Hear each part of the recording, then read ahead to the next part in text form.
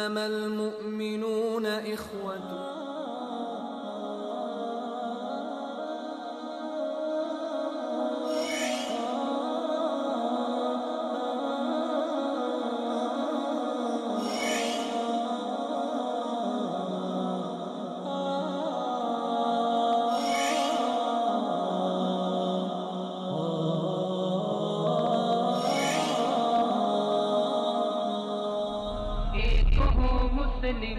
حرم کی پاسبانی کے لیے.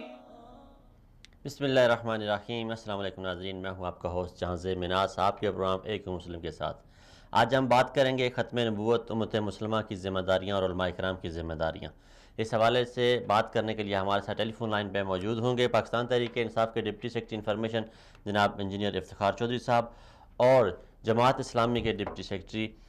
سینٹرل کے ڈپٹی سیکرٹری جناب فرید پرچا صاحب، اور مرکزی امیر تحریک الانصار مولانا فضل الرحمان خلیل صاحب. ناظرین اکرام، اگر بات کی جائے قادیانیوں کے مسئلے کی، احمدیوں کے مسئلے کی، تو ان کا سب سے بڑا مسئلہ جو پوری دنیا میں جو آواز بلند کرتے ہیں، یہ کہتے ہیں کہ ہمیں ہمارے حقوق پاکستان میں نہیں دیے جاتے. جبکہ پاکستان نے 1974 میں ان کے حقوق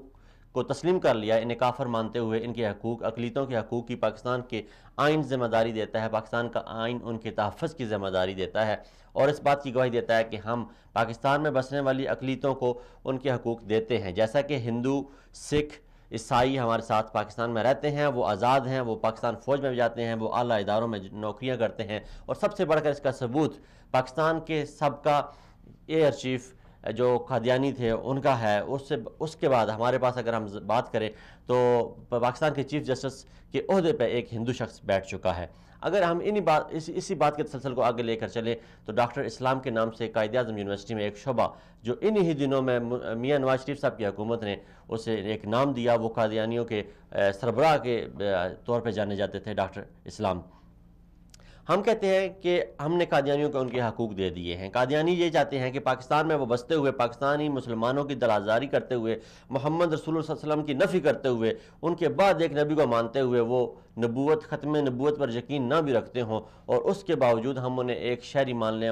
ہم شہری تو انہیں مانتے ہیں، وہ کہتے ہیں ہمیں مسلمان بھی مانا جائے، ہمارے ساتھ مسلمانوں والا سلوک کیا جائے. یہ کسی صورت ممکن نہیں ہے.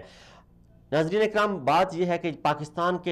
پاکستان جو لا الہ الا اللہ محمد رسول اللہ کی بنیاد پہ بنا، پاکستان میں بسنے والے لاکھوں مسلمان جن کے آباء و اجداد نے اس کلمے کے لیے، اس نام کے لیے، محمد رسول اللہ صلی اللہ علیہ وسلم کے لیے لاکھوں جانوں کی قربانی دی، مائیں بہنوں بیٹیوں کی عزتیں تار تار کروائیں، اور اپنے خون، اپنے آباء و اجداد کے خون اس ملک کے گارے میں شامل کیے، اس ملک کی بنیادوں میں شامل کیے. آج انہی پاکستانیوں کو یہ دیکھنا پڑ رہا ہے کہ لا الہ الا اللہ محمد رسول اللہ کے نام پہ بننے والے پاکستان میں قومی اسمبلی، پاکستان کی نیشنل اسمبلی میں ایک ترمیم پاس کر دی جاتی ہے، اور اس کا مقصد فقط یہ ہوتا ہے کہ ہم سے ہمارے بیرونی آقا راضی ہو جائیں. اس میں یہ کہنا کہ صرف حکمران جماعت شامل تھی فقط غلط ہے، بالکل غلط ہے. ہم اسے کسی طور پہ تسلیم نہیں کرتے. اس میں وہ ساری جماعتیں شامل تھیں جو اس وقت پارلیمان کا حصہ ہے، چاہے وہ اپوزیشن میں ہیں، چاہے وہ حکومتی بینچوں میں بیٹھے ہوئے ہیں. اسی سلسلے میں آج ہم بات کریں گے اپنے مختلف جماعتوں کے ترجمان سے. اور جب ہم نے آج رابطہ کرنے کی کوشش کی پاکستان مسلم لیگ نون کے کسی ایک رہنما سے، ہمیں دعوت دی کہ آپ ہمارے پروگرام میں آئیں، تو انہوں نے آپ یقین جانیے کہ ایسے ختم نبوت کا جو عنوان ہے اس کو سنتے ہوئے ایسے ڈینائی کیا کہ شاید مجھے یہ لگا کہ میں کسی قادیانی سے بات کر رہا ہوں. مجھے افسوس سے یہ کہنا پڑتا ہے کہ بار بار رابطہ کرنے کے باوجود ہمیں مسلم لیگ نون کا کوئی ایسا ترجمان نہیں ملا کہ جس کو جب یہ بتایا گیا کہ ہمارے آج کے پروگرام کا فقط موضوع یہ ہے کہ ہم ختم نبوت پہ بات کریں گے، انہوں نے معذرت کر لی. انہوں نے آخری وقت میں آ کے ہم سے معذرت کی، اور انہوں نے کہا کہ ہم آپ کے پروگرام کو جوائن نہیں کر سکتے. تو جب آپ نے ہمارے پروگرام کو جوائن نہیں کیا تو ہم اپنے پروگرام کو لے کے آگے چلیں گے، اور آپ تک پاکستانی عوام کی ترجمانی انشاءاللہ ہم پہنچائیں گے. بات یہ ہے کہ اس وقت حکمران جماعت جو بری طرح کرپشن کے الزامات میں ڈکی گئی، ملوث ہے، پائی گئی ہے، ان کے ثبوت ان کی حکومت کو مل چکے ہیں، پاکستان کی عدلیہ جو ہے ان پہ الزامات لگا چکی ہے، تو کیا یہ اب ہم نے دیکھنا ہے کہ جو ختم نبوت کا مسئلہ ہے اس سے کیوں اچھالا گیا ہے؟ کیا اس کے پیچھے ہماری اس سیاسی پارٹی کے کچھ اپنے ذاتی مقاصد بھی تھے؟ اسی سلسلے میں ہم بات کریں گے. ہمارے ساتھ موجود ہیں پاکستان تحریک انصاف کے ڈپٹی سیکرٹری انفارمیشن جناب افتخار چودھری صاحب. السلام علیکم چودھری صاحب. وعلیکم السلام جہاں سے بہت شکریہ۔ چودھری صاحب بہت شکریہ آپ نے وقت دیا۔ چودھری صاحب ہم جب دیکھتے ہیں تحریک ختم نبوت کے جو اسیران تھے ان میں آپ کا بھی نام شامل آتا ہے، گو کہ آپ اس وقت اسٹوڈنٹ لیڈر میں تھے، لیکن جناب آپ کی جماعت جو ابھی آپ جس جماعت کی ترجمانی کر رہے ہیں پاکستان تحریک انصاف، عمران خان صاحب مسلم لیگ نون کی چھوٹی سی چھوٹی بات پہ بھی بول پڑتے ہیں، پیپل پارٹی کی چھوٹی سی چھوٹی بات پہ بھی بولتے ہیں، وہ دنیا کے ہر معاملے میں اپنا جواب دینا پسند کرتے ہیں، تو کیا وجہ ہے کہ ختم نبوت جیسے اہم مسئلے پہ جناب عمران خان صاحب قومی اسمبلی نہیں گئے، انہوں نے کوئی لب گشائی نہیں کی، اب تک عوام منتظر ہے، وہ لاکھوں دلوں کی جو دھڑکن ہے، جو تبدیلی کا نعرہ لگانے والے یوتھ ہے، وہ چاہ رہے ہیں کہ ہمارا لیڈر کوئی بیان دے، لیکن ان کے لیڈر نے کوئی بیان نہیں دیا اس بارے میں، آپ کیا کہنا چاہیں گے جوئی صاحب؟ بسم اللہ الرحمن الرحیم۔ سب سے پہلے تو بہت شکریہ کہ جہاں صاحب آپ نے مثال اردو میں مجھے موقع دیا کہ میں اپنا اور پارٹی کا موقف بیان کر سکوں۔ بہت شکریہ۔ دیکھیے عمران خان کے جو بیانات ہیں ختم نبوت کے حوالے سے وہ بڑے واضح اور کلیئر ہیں، اگر آپ نیٹ میں بھی جائیں تو آپ کو چیزیں ملیں گی،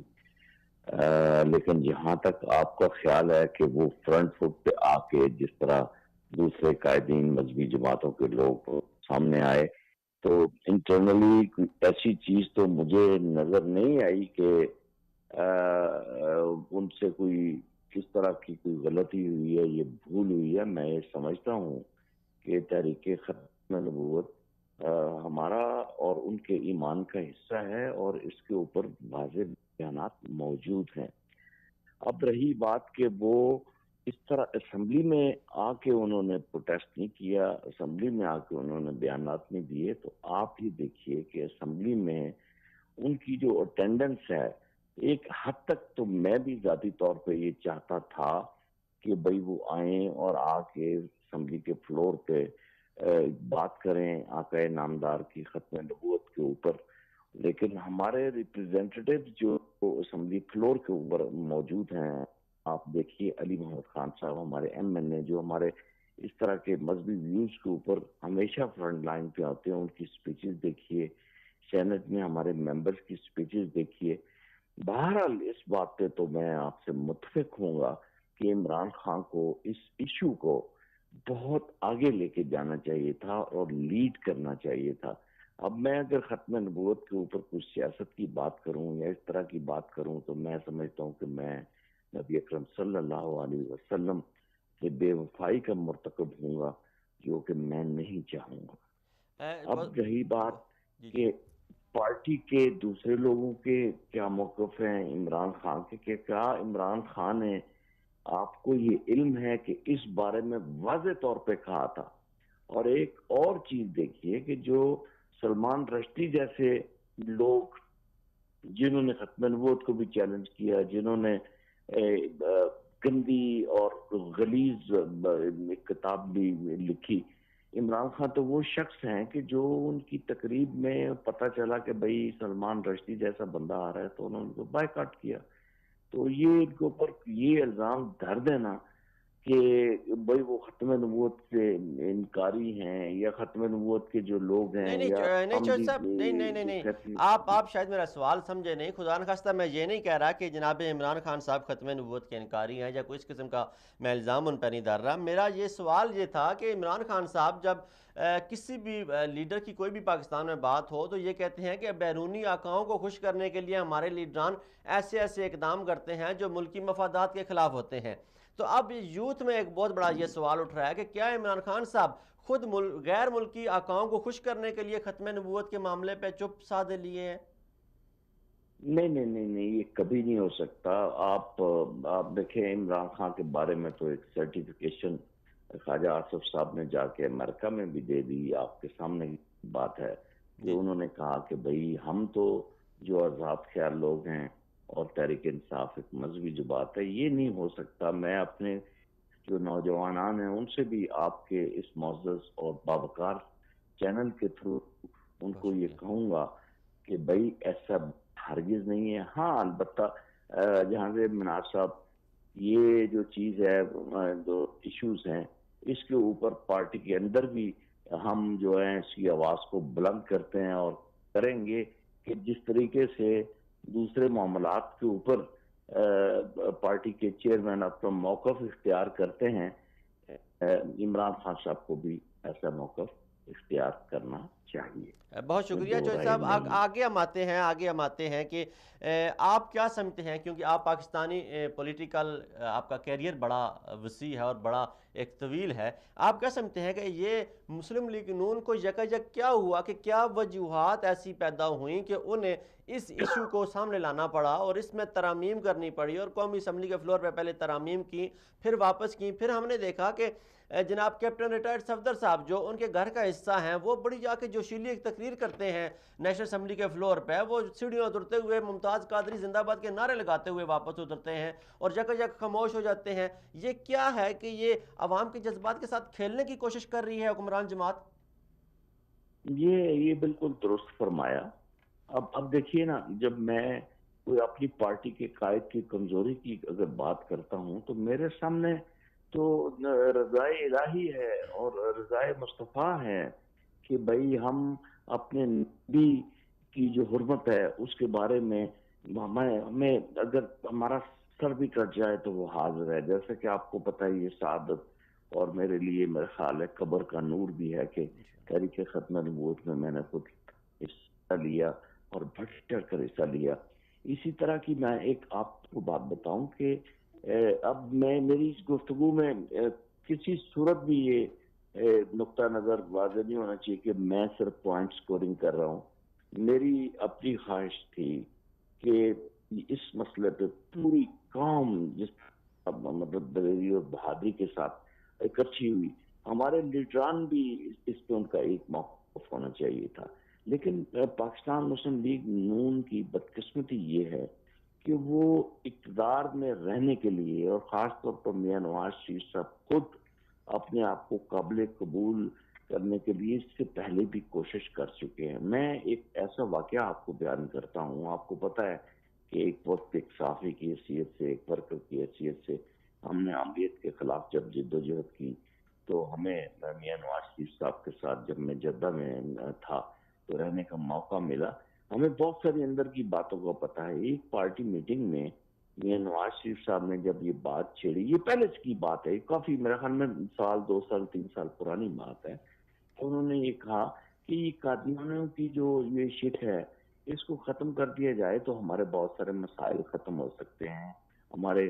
قرضے معاف ہو سکتے ہیں۔ تو اس پہ راجہ ظفر اللہ تعالیٰ ان کو لمبی عمر دے، ان کی صحت دراز ہو، ان کا بڑا سخت موقف اختیار کرتے ہوئے فرمایا تھا کہ میاں صاحب آپ کو یہ پتا ہے کہ آپ کتنا بڑا یہ گناہ کرنے والے ہیں۔ چوہر صاحب ایک منٹ یہاں پہ میں آپ کو روکوں گا کہ یہ میاں صاحب یہ تو ہم جانتے ہیں کہ یہ ایک سیاسی بزنس مین ہیں،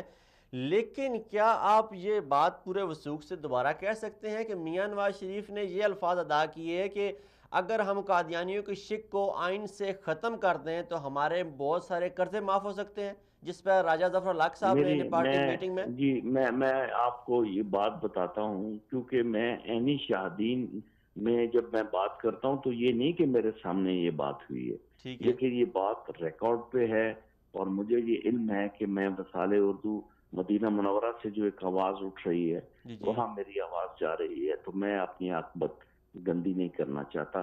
باوثوق ذرائع سے یہ میں آپ کو ثابت کر دیتا ہوں آپ کے اس چینل کے اوپر کہ یہ واقعہ ہوا ہے۔ اس کے بعد میاں نواز شریف صاحب کے وہ بھی چیزیں ریکارڈ پہ ہیں جس پہ انہوں نے کہا کہ قادیانی ہمارے بھائی ہے۔ دیکھیں پاکستان میں اقلیتیں بڑی محفوظ طریقے سے رہ رہی ہیں، لیکن اس طرح کے بھائی رانا ثناء اللہ کی بات دیکھ لینا، ان کی آگے دیکھیں ان کی جو آواز ہے، ان کے سپوکس پرسن جو ہیں وہ کس طرح کے الفاظ استعمال کرتے ہیں۔ اب رہی بات کہ میاں صاحب چاہتے کیا تھے، کیا یہ سمجھتے ہیں کہ یہ امینڈمنٹس جو تھی وہ اضطراری یا ویسے ہی حادثاتی طور پہ ہو گئی، یا کیپٹن صفدر جو آئے اور ایک رنگ بازی کر کے چلے گئے تو یہ کیا ایسی چیزیں ہو گئی؟ ایسے نہیں ہوا، اس کو ٹچ کرنے کی کوشش کی گئی، ہاتھی کو گزارنے کی کوشش کی گئی کہ بھائی چلے کسی کو پتہ نہیں چلے گا، اور یہ اللہ رب العزت نے نبی اکرم صلی اللہ علیہ وسلم کی حرمت کا جو وعدہ کر رکھا ہے کہ اے نبی کہ تیرا ذکر جو ہے وہ زندہ رہے گا اور تو ابتر نہیں رہے گا، تیرے چاہنے والے تیرے اوپر درود و صلات بھیجنے والے وہ کل عالم میں بلکہ عالمین میں ہوں گے۔ تو اب میری بات مناز صاحب، میں آپ کو یہ بتانا چاہتا ہوں کہ یہ امینڈمنٹ جو ہے بڑے طریقے سے انہوں نے کی، اور اس کے ساتھ ساتھ انہوں نے الیکٹورل سسٹم میں بھی چیزیں چینج کرنے کی کوشش کی، اور جیسے یہ ڈسکلوز ہوئی چیزیں اس وقت یہ سارے لوگ جو ہیں وہ ان کو پتہ چل گیا کہ قوم نے بڑا متحد ہو کے کام کیا۔ اور سوشل میڈیا کو میں سلام پیش کرتا ہوں، چھوڑے ان پارٹیوں کو، ان سے بالاتر ہو کے بھی اب بات کریں۔ ان پارٹیوں نے کچھ نہیں کیا پاکستان کے اس اہم مسئلے پہ، امت مسلمہ کے اہم مسئلے کے اوپر۔ یہ ایک سوشل میڈیا کی طاقت تھی جس نے اور سب اگر متحد ہو کر کام کیا۔ ہم نے بڑی کوشش کی کہ ہم شیخ رشید صاحب کو ساتھ لے سکیں، لیکن وہ کیونکہ ایک خاندانی بہت بڑے حادثے سے گزر ہیں، اس لیے یہ اگر ان کا یہاں پہ کنٹریبیوشن کا ذکر نہ کیا جائے تو یہ ان کے ساتھ یہ میں سمجھتا ہوں بددیانتی ہوگی۔ شیخ رشید صاحب کو قوم سلام پیش کرتی ہے اور ہم اپنے اس فورم سے انہیں سلام پیش کرتے ہیں۔ میں نے کالم بھی لکھا جہاں سے مناز صاحب، میں نے کالم بھی لکھا، اور یہ بات بھی میں ریکارڈ پہ لاتا ہوں کہ اللہ رب العزت ان کی لمبی عمر کرے۔ شیخ رشید نے بالکل کیا،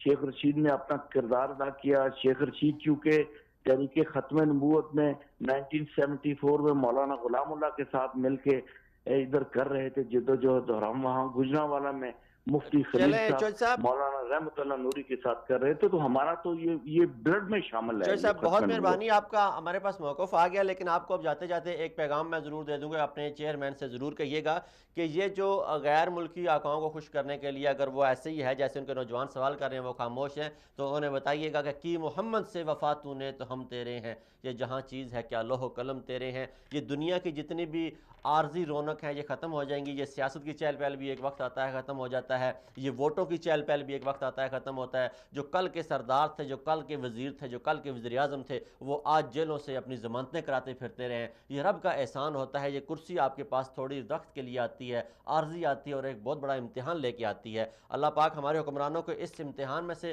پاس کرے اور انہیں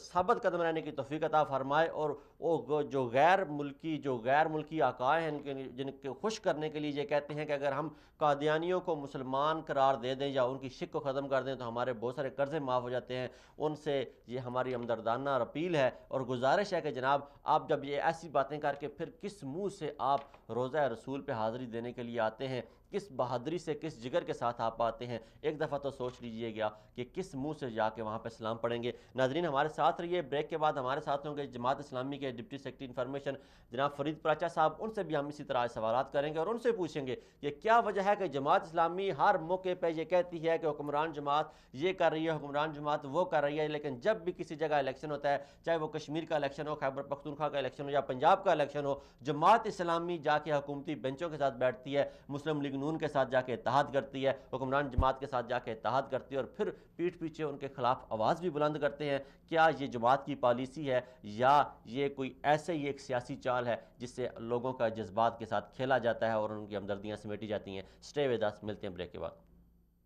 انما المؤمنون اخوة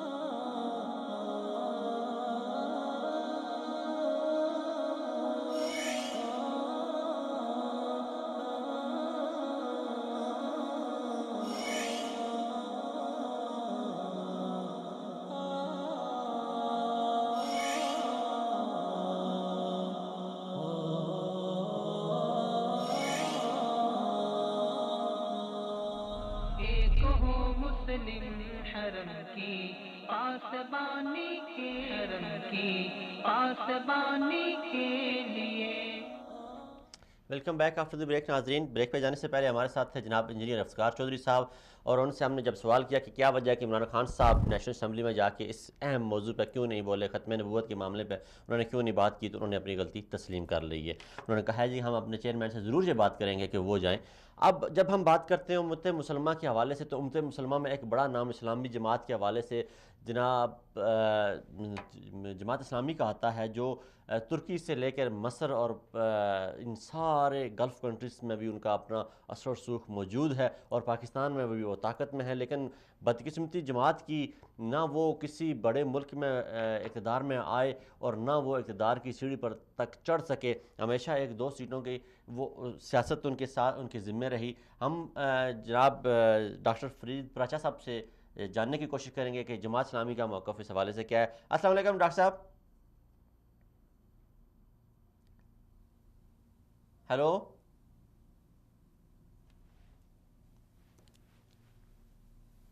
ہیلو، جی کال ڈراپ ہو گیا، ہم دوبارہ رابطہ کرنے کی کوشش کرتے ہیں اور ہم جاننے کی کوشش کریں گے جماعت اسلامی سے کہ کیا وجہ ہے کہ جماعت اسلامی کا کیا موقف تھا کہ وہ مولانا مودودی وہ پہلی شخصیت تھے جسے پاکستان میں تحریک ختم نبوت کے سلسلے میں سزا دی گئی، جن کی سزا بعد میں جو سزا موت کو ان کو قید میں تبدیل کیا گیا، اور وہ کیا وجہ ہے کہ آج ان کی جماعت جو ہے وہ خاطر خواہ کوئی اپنا نام پیدا نہیں کر سکی تحریک ختم نبوت کے سلسلے میں۔ السلام علیکم ڈاکٹر صاحب۔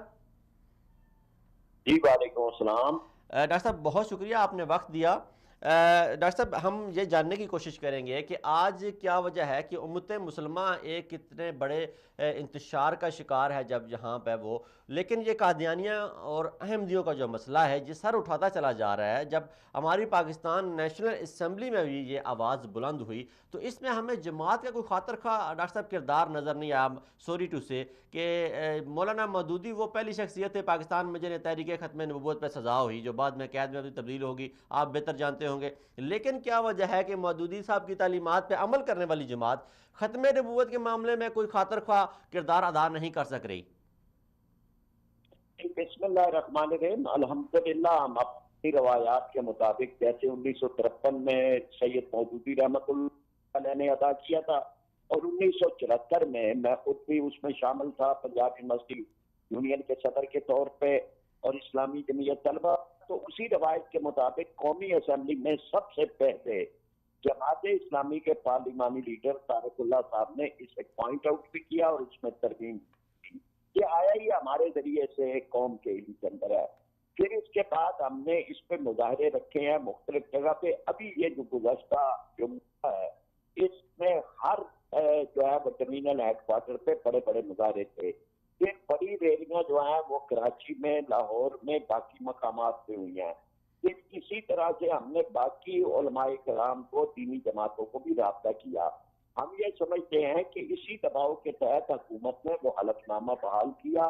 اور اسی کے تحت انہوں نے وہ شکیں واپس لے لی یا وہ ترامیم واپس لے لی جو انہوں نے کی تھی۔ تو اللہ کا کرم ہے، یعنی اس کے باوجود یہ ایک ایسا موضوع ہے کہ جس کو مسلسل زندہ رہنا چاہیے اور ایک ایسا موضوع ہے جس پہ زیادہ سے زیادہ قوم کو اٹھانے کی ضرورت ہے۔ یہ بھی اللہ کا کرم ہے کہ اس معاملے میں کوئی اختلاف نہیں ہے، کسی مسلک کا اختلاف نہیں ہے، اور نہ اس بات کے اندر جو ہمارا ماڈرن طبقہ کہلاتا ہے یا جس کا دین سے کوئی عملی تعلق نہیں ہوتا، وہ بھی اس پر بالکل یکسو ہیں۔ ان کے ہاں سے بھی ڈاکٹر صاحب آپ کی باقی ساری باتیں ٹھیک ہیں، ڈاکٹر صاحب آپ کی باقی ساری باتیں ٹھیک ہیں، ہم مان لیتے ہیں، لیکن یہ کیا وجہ ہے کہ آپ پارلیمان میں بھی موجود تھے اور اس کمیٹی کا بھی آپ حصہ تھے، جس دن اس قانون پہ ڈاکہ ڈالا جاتا ہے اس دن آپ کو پتہ نہیں چلتا، اور پھر جب آپ کہتے ہیں کہ ہمارے پارلیمانی لیڈر نے سب سے پہلے یہ سوال اٹھایا، پھر اس کے بعد ہم نے دیکھا سراج الحق صاحب میڈیا پہ بھی آتے ہیں، روز پریس کانفرنس بھی کرتے ہیں، اپنی آواز بھی بلند کرتے ہیں، لیکن عوام یہ کہتی ہے، پبلک یہ کہتی ہے کہ ہم یہ شیخ رشید صاحب کے ذریعے پتہ چلا، ہمیں اس سے پہلے کسی لیڈر کی آواز ہی نہیں سنائی دی اس موضوع پہ۔ یہ کمیٹی میں تھی، اس میں تو یہ آیا ہی نہیں تھا، یہ تو انہوں نے ایک طرح سے ایک دھوکہ دہی کی بات کی ہے، اسی کی تو تحقیق ہو رہی ہے کہ یہ کہاں سے آ گیا ہے، پہلے تو کمیٹیوں میں موجود ہی نہیں تھا۔ پھر اس کے بعد یہ کہ ٹھیک یہ ہے کہ شیخ رشید صاحب نے آن فلور ہے وہ پارلیمانی لیڈر ہونے کے طور پر انہیں پہلے موقع ملا، لیکن ہمارے پارلیمانی لیڈر نے ترمیم میں جو سب سے مضبوط چیز ہوتی ہے وہ پہلے داخل کی تھی۔ ان کی اگر آپ تقریر سنیں تو انہوں نے 6 وہ ترامیم پڑھ کے سنائی تھی جو اس میں تھی، جن میں ایک یہ تھی۔ اس لیے یعنی یہ تو ایک ایسا موضوع ہے جس پہ کریڈٹ کی بات نہیں ہے، جی جی، لیکن اصل بات جو میں بتانا چاہتا ہوں کہ اللہ کے کرم سے کوئی کوتاہی نہیں ہوئی۔ اچھا ڈاکٹر صاحب، آپ جماعت کا جو ایک کردار رہا ہے وہ سب کے سامنے ہے کہ بڑے ہمیشہ اپنے موقف پہ ڈٹ جانے والے اور ایک موضوع پہ ایک عنوان پہ آ کے جم جانے والے لوگ ہیں، اور آپ مولانا مودودی کی تعلیمات بھی یہی ہے کہ کسی طریقے سے اسلامی شعور جو ہے وہ عوام میں پیدا کیا جائے۔ لیکن کیا وجہ ہے کہ ایک طرف آپ کے لیڈران جو ہیں وہ حکمرانوں کو کرپٹ کہتے ہیں، انہیں چور کہتے ہیں، انہیں ڈاکو کہتے ہیں، دوسری طرف اگر ہم کشمیر کے الیکشن کو دیکھیں، ہم پنجاب کے ضمنی الیکشن کو دیکھیں، خیبر پختونخوا کے ضمنی الیکشن کو دیکھیں، تو جماعت اسلامی جو ہے وہ مسلم لیگ نون حکمران جماعت کے ساتھ جا کے اتحاد کر جاتی ہے۔ اس کی کیا وجہ ہے؟ ایک پہلی بات تو یہ تھی کہ یہ صرف دو جگہ پہ ہوا، اور یہ اتنا بہت عمومی بات نہیں ہے، یعنی ایک کشمیر کا الیکشن تھا، چونکہ کشمیر بالکل الگ صورتحال ہے، وہاں پر مسلم لیگ نون اپوزیشن کی پارٹی تھی، پاکستان پیپلز پارٹی جو ہے وہ برسر اقتدار تھی۔ جب انتخاب ہوئے تو اپوزیشن کی پارٹیاں پہلے بھی اکٹھی تھی، وہ اکٹھی چلی ہیں، لیکن اس میں بھی ہم نے تین باتوں پہ پورا اتفاق کروایا۔ ایک یہ کہ کشمیر کی آزادی کے موضوع پر کوئی مفاہمت، کوئی وہ نہیں ہوگی، یعنی اس پہ قدم پیچھے نہیں ہٹے گا۔ دوسری بات کرپشن کی تھی، اور ہم نے یہ کہا کہ کرپشن کے خلاف وہ جو وزیر اعظم بنے ہیں فاروق قادر صاحب، آپ ہمارے ساتھ مل کے تحریک چلائیں گے، اور وہ کر رہے ہیں۔ اس لیے وہاں بھی ہم نے کوئی اپنے اصولوں کے اوپر کوئی بات نہیں کی۔ ایک جیلم کا الیکشن تھا، جیلم کے الیکشن میں کینڈیڈیٹوں کے معاملے میں ہماری مقامی جماعت یہ سمجھتی تھی کہ جو پی ٹی آئی کا کینڈیڈیٹ ہے اس کی نسبت نون کا کینڈیڈیٹ بہتر ہے۔ انہوں نے فیصلہ کیا، لیکن پھر ہماری صوبائی جماعت نے اس فیصلے کو ختم کر دیا، تو وہاں بھی یہ نہیں ہوا کہ ہم نے پھر اپنے لوگوں کو آزاد کر دیا کہ یہ آپ جس طرح سے چاہیں وہ کر لیں۔ تو یہ کوئی ایسی بات نہیں ہے، ہم نے کسی مرحلے پہ اصولوں پہ، اپنی مہم پہ، اپنی کرپشن فری تحریک پہ کوئی معمولی سی بھی ہم نے اگر آپ سمجھتے ہیں کہ آپ اپنے اصولوں پہ قائم ہیں، آپ نے کسی جگہ کوئی کمپرومائز نہیں کیا، تو کیا وجہ ہے کہ ایک جب وقت ہوتا ہے کہ جب قاضی حسین احمد کا نعرہ لگتا ہے ظالموں قاضی آ گیا، تو ایک تھرتھلی مچ جاتی ہے، حکمران جماعتیں، حکمرانوں کے ایوانوں میں زلزلے آ جاتے ہیں، لیکن آج وہی جماعت اسلامی کو اپنا موقف پیش کرنے کے لیے، اپنی وجود کا احساس دلانے کے لیے کچھ کرنا پڑتا ہے ملک میں۔ آپ کراچی سے لاہور سے اسلام آباد تک مارچ بھی کر لیتے ہیں کرپشن کے خلاف، نوجوانوں کو پتہ ہی نہیں چلتا، عوام کو پتہ ہی نہیں چلتا۔ اگر آپ اپنے موقف پہ اسی طرح قائم ہیں، آپ کی پالیسیاں اور تعلیمات مودودی صاحب کی تعلیمات کے مطابق چل رہی ہیں، تو کیا وجہ ہے کہ آپ روز بروز تنزلی کی طرف سفر کر رہے ہیں؟ اس کی کیا وجوہات ہیں پاکستان میں؟ میں شکر گزار ہوں آپ کا۔ جہاں تک اس بات کا تعلق ہے کہ ہمیں کوئی بھی جماعت ہو، اس کوئی ایک مرحلہ ایسا نہیں ہوتا جس کو وہ سمجھے کہ اب ہم نے اپنی بلند ترین سطح کو چھو لیا ہے، تو ہمیں اپنی کمی کا، اس کا کہ ہم نے ابھی اور جدوجہد کرنی ہے، اس کا تو احساس ہے۔ لیکن اس وقت بھی یوتھ سب سے زیادہ جماعت اسلامی کے ساتھ ہے۔ ہم نے یوتھ کے بڑے بڑے ریلیاں کی ہیں۔ ابھی کل لاہور میں بہت بڑی، لاہور کا صرف ایک کنونشن تھا، لوگ کنونشن، ہزاروں کی تعداد میں لوگ شامل تھے، اور اگلا ہمارا ٹارگٹ یہ ہے کہ 1,00,000 نوجوانوں کو ہم لاہور میں جمع کریں گے۔ تو ہم اپنے راستے پہ چل رہے ہیں، ہماری پذیرائی ہو رہی ہے۔ ہم یہ سمجھتے ہیں کہ سیاست اگرچہ اس انداز پہ پولرائزیشن کے انداز کی نہیں ہے جیسے ماضی کے اندر یا نظریاتی انداز کی، ہر طرف ایک ہی کیٹیگری کی سیاست نظر آتی ہے، لیکن ہم اپنا الگ تشخص انشاءاللہ تعالی منوا لیں گے۔ ڈاکٹر صاحب، آخری سوال آپ سے یہ کہ جو ہم آج موضوع جس پہ ہم بات کر رہے تھے اس کی طرف واپس آتے ہیں کہ آپ نے ایسا کیا جماعت اسلامی نے، آپ نے ذاتی، آپ کیا سمجھتے ہیں کہ جماعت نے عملی طور پر ایسا کیا اقدام کر دیا ہے کہ آپ کو یہ گارنٹی ہو گئی ہے آئندہ کوئی جماعت پاور میں آنے کے بعد پارلیمان میں ایسی جسارت نہیں کرے گی کہ قانون ختم نبوت کے ساتھ کوئی کھلواڑ کر جائے؟ کیا آپ نے اس بارے میں کوئی سوچا یا اس بارے میں کوئی پالیسی مرتب کی ہے؟ بالکل، یہ بڑی اہم بات ہے کہ یہ حکمران جو ہیں ان کو بدلتے ہوئے یا ان کو کہیں اپنے لبرلزم کی جو صفائیاں دیتے ہوئے دیر نہیں لگتی۔ یہ کسی وقت بھی اپنا رخ بدل سکتے ہیں۔ اس کے لیے ہم زیادہ سے زیادہ دینی ہم آہنگی کے لیے دینی جماعتوں کے اشتراک عمل کی طرف جا رہے ہیں، اور ہماری ایک کوشش ہے کہ تمام دینی جماعتیں یعنی انتخابات کے اندر حصہ لیں، تو وہ بہت اچھی بات ہے، لیکن اس سے پہلے یعنی دینی موضوعات پر وہ اکٹھی نظر آئیں اور برابر بھی کوتاہی کا پہلو جو ہے وہ سامنے نہ آئے،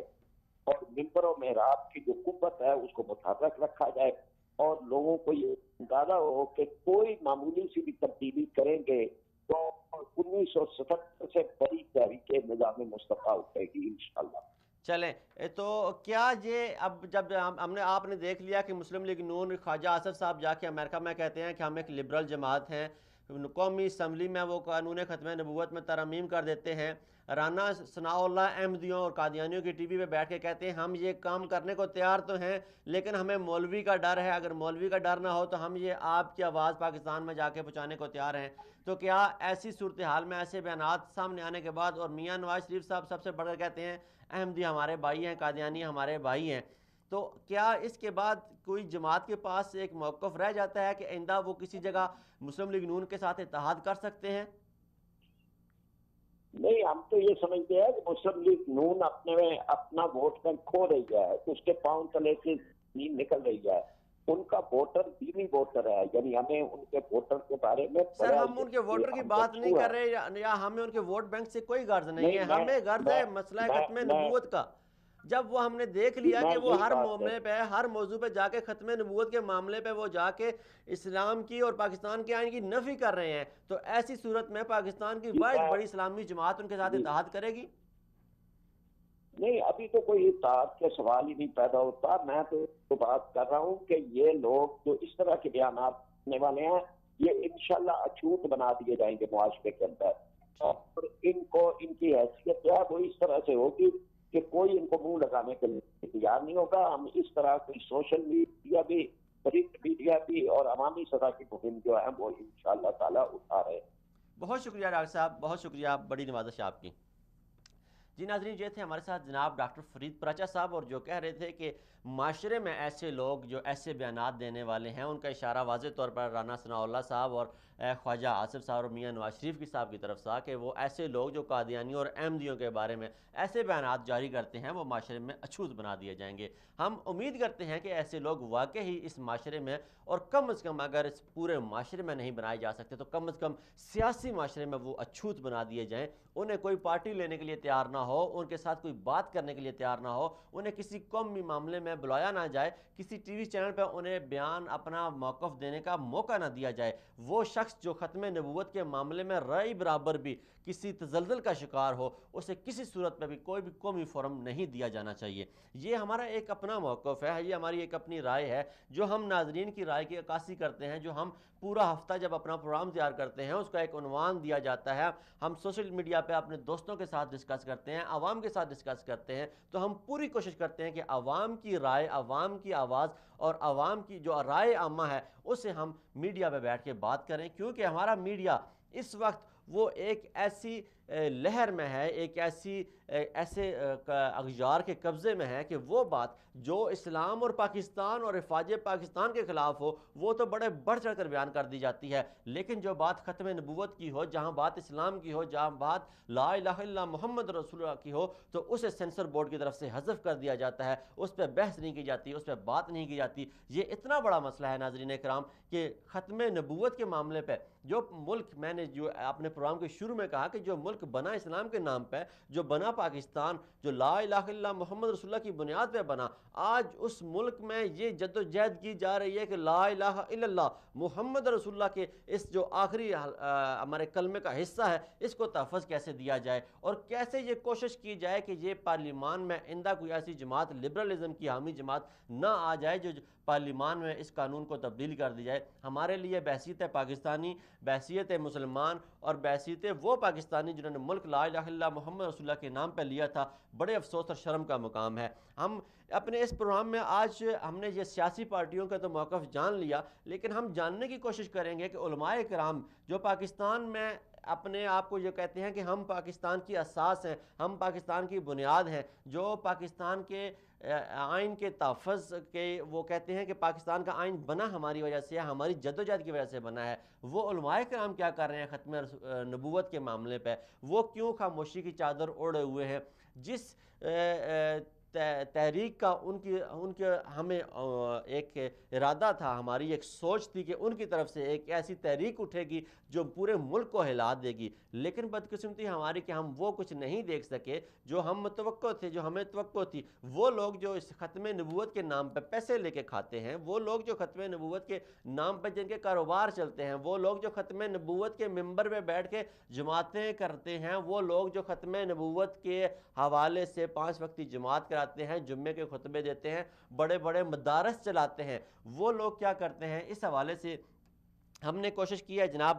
مرکزی امیر تحریک الانصار مولانا فضل الرحمان خلیل صاحب سے، تھوڑی دیر بعد وہ ہمارے ساتھ کال پہ ہوں گے اور ہم ان کا موقف جاننے کی کوشش کریں گے کہ علماء کرام اس بارے میں کیا رائے رکھتے ہیں۔ قادیانیوں کے بارے میں اگر ہم بات کریں تو قادیانی جو پہلے ہم نے اپنے پروگرام میں شروع میں بات کر رہے تھے کہ قادیانیوں کا مسئلہ یہ ہے کہ وہ کہتے ہیں کہ ہمیں پاکستان کا شہری تو مان لیا گیا ہے، ہمیں مسلمان بھی مانا جائے۔ اب مسلمان انہیں کیسے مان لیا جائے جب وہ پوری دنیا میں جا کے یہ کہتے ہیں، اور پوری دنیا بھی پاکستان سے یہ سوال کرتی ہے کہ آپ پاکستانی قادیانیوں کو ان کا حقوق کیوں نہیں دیتے؟ تو ہم قادیانیوں کو ان کے حقوق دینے کے لیے تیار ہیں، ہم نے انہیں حقوق دیے ہوئے ہیں، لیکن جناب یہ کیسے ہو سکتا ہے کہ ایک کمپنی جو بنی ہو ایک نام سے، اس میں 60-70 آدمی کام کر رہے ہوں، 1 لاکھ 2 لاکھ آدمی کام کر رہے ہوں، اور اس کمپنی سے کچھ لوگ اٹھیں اور وہ کچھ عرصے بعد اپنی ایک اور کمپنی، ایک اور فرم بنا لیں اور اسی نام سے وہ کہیں کہ ہم نے بھی اسی نام سے کام کر رہے ہیں، تو آیا وہ پہلی کمپنی کا مالک انہیں اجازت دے گا کہ اسی نام سے تم بھی کمپنی بنا لو؟ جناب والا، یہ تو ایک دنیاوی کمپنی کی بات تھی، یہ تو ہمارا اسلام جو ہے، ہمارا مذہب ہے، ہمارا ختم نبوت عقیدہ ہے، اور قرآن اس بات پہ گواہی دیتا ہے کہ کوئی نبی نہیں ہے، محمد صلی اللہ علیہ وسلم آخری نبی اور نبیوں کے سردار ہیں۔ اسی معاملے پہ جناب ہمارے ساتھ رہیے، یہاں پہ لیتے ہیں چھوٹا سا بریک کے بعد آپ ملتے ہیں آپ سے۔ انما المؤمنون اخوة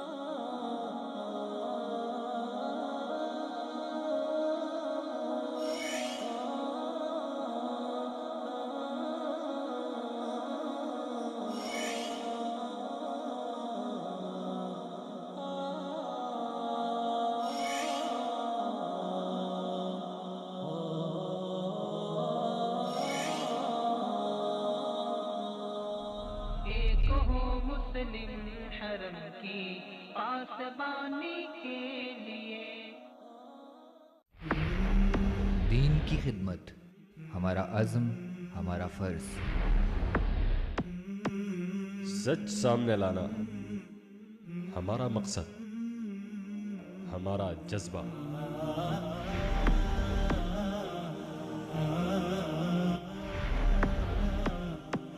اللہ کا حکم ہمارا ایمان، ہماری پہچان۔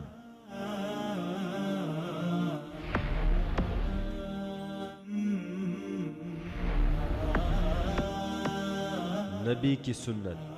ہماری رہنمائی، ہماری سچائی۔ وصال اردو،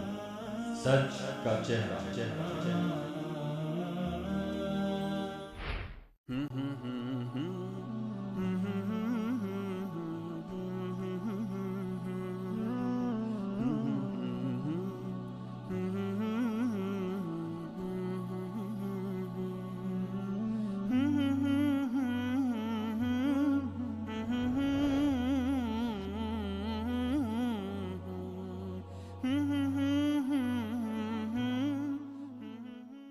قرآن حیات انسان ہے، قرآن ہمارا کفر کی تاریکی سے اسلام کی روشنی تک کا سفر۔ حیات انسان ہے، قرآن کتابی ہدایت کے ذریعے راہ راست پر آنے والوں کی داستان۔ سنیے ان کی اپنی زبان سے۔ اس وقت میں نے محسوس کیا کہ کلمہ سچ ہے اور وہ صرف کلمات کا نام نہیں ہے۔ قرآن ہمارا رہبر ہے، سورۃ البقرہ کو مسلسل پڑھنے کے بعد پھر میں نے یہ بات محسوس کی کہ قرآن پاک کچھ اور حقائق پر بھی مشتمل ہے. سبحان اللہ. اور پھر میں نے قرآن پاک کے معانی کو گہرائی کے ساتھ سمجھنا شروع کیا. کیا شان یہ رب نے بہت جلد آ رہا ہے. قرآن میری ہدایت کا ذریعہ. قرآن ہے صرف وصال اردو پر.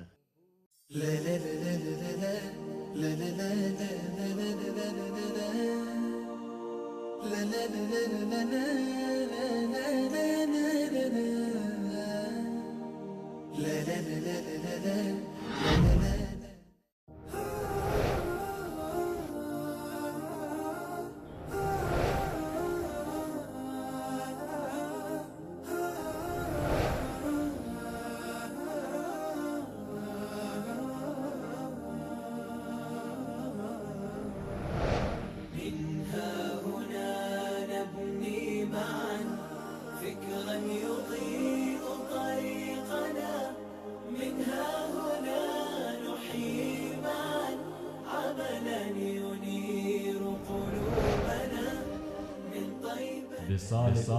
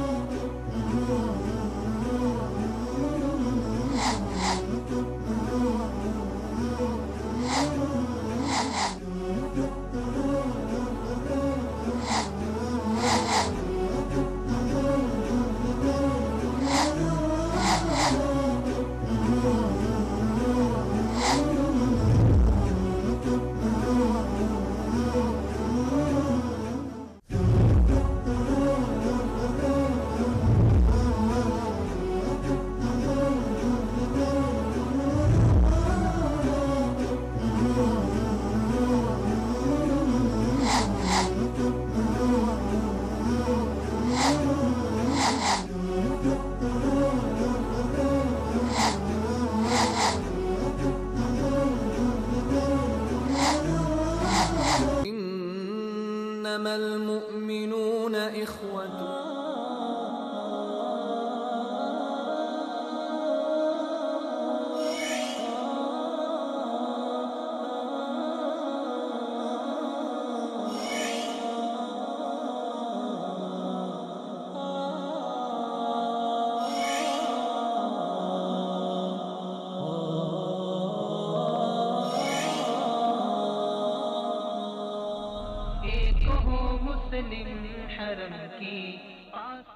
Welcome back after the break. جی ناظرین, بریک پہ جانے سے پہلے ہم بات کر رہے تھے مولانا فضل الرحمان خلیل صاحب ہمارے ساتھ ہوں گے, بغیر بدقسمتی سے کہ دفاع حرمین شریفین کی بات آ جائے تو یہ لوگ ریلیاں, بڑی بڑی ریلیاں نکالتے ہیں, لیکن جب دفاع ختم نبوت کی بات آئے اور یہ ٹی وی پہ ایک پروگرام پہ آنے کا وعدہ کرنے کے باوجود جب ٹی وی پروگرام میں نہ آئیں تو یہ انتہائی افسوس کا مقام ہے. یہی وجہ ہے کہ ہمارے علماء کرام جب ٹی وی پہ آ کے بات نہیں کرنا چاہتے, جب یہ بات نہیں کریں گے تو ان کے موقف کیسے پہنچے گا دنیا تک. یہ حق کی بات, جب ہمارے علماء کرام ٹی وی پہ آ کے بات نہیں کریں گے تو پھر ناچنے گانے والیاں آ کے والے آ کے ٹی وی پہ باتیں کریں گے اور وہ دین لوگوں کو سکھائیں گے. تو یہی دین کی نئی ترجیحات نکلیں گی, نئی توجیہات نکلیں گی, اور یہی علماء پھر بعد میں بیٹھ کے پیٹتے رہیں گے اور روتے رہیں گے کہ ہمارا موقف نہیں لیا جاتا. جناب محترم علماء کرام, پاکستان کے علماء کرام سے ہماری یہ گزارش ہے کہ اگر آپ نے اپنے آپ کو نہیں بدلا, آپ نے نہ انگلش کی تعلیم لی, نہ مدرسے کے نظام کو اپڈیٹ کیا, اگر وہی نظام جو 1960 میں تھا 1940 میں چل رہا تھا آج بھی وہی مدرسے کا نظام چل رہا ہے, مدرسے میں اسی طرح نوجوانوں کو وہی تعلیم دی جا رہی ہے,